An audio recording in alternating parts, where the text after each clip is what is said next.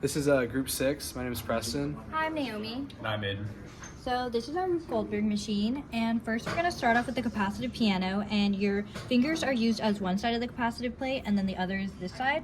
And then as soon as you have our 4-part sequence detected, so every time you click it, it'll play a note on this buzzer, and then after you have the 4 correct sequences, then this light will light up as well as send 5 volts to this yellow wire, and then this yellow wire only has 5 volts and we need 9 volts to drive this one, so we're gonna bump up the voltage with the relay. And so the switch is normally set to off, but then with when there's current through this 0 and 5 volt, then it'll connect the input to the strobe light as well as the 9 volt, so then that way you're powering the strobe light.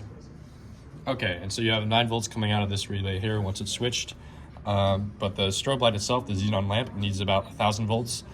So how do you get that voltage? Well, you're going to step it up using a series of transformers and capacitors, and transformers use inductors. So, using the time constant of the said inductors and capacitors, it steps up the voltage. The capacitors also have to charge up and then discharge when the xenon lamp gets lit, acting as a strobe light.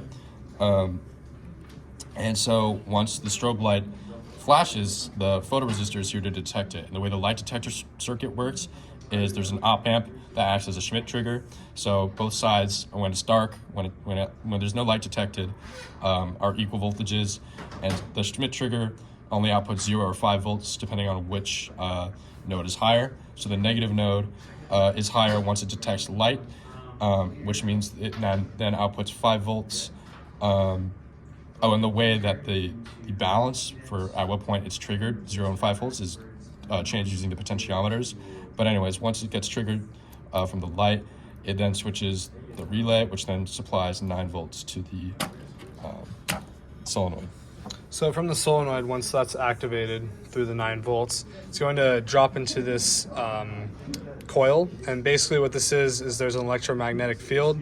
And as the ball is dropped inside, the flux is changed. And that change in flux is then determined through this IC. And we found that this IC was better than the last IC just because it's more, it can detect the frequency changes a lot more than the other IC. So that was a lot more beneficial than the previous one. And from there, the output on that is going to our Arduino. And from there, the Arduino can detect the change in frequency.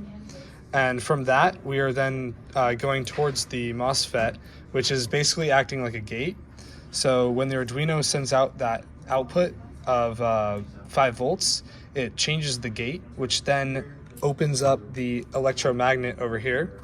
And this electromagnet is constantly on. And once it's powered through the Arduino, the gate switches and the current is shut off through this, which then drops our battery onto the computer, which then plays the video. Thank you.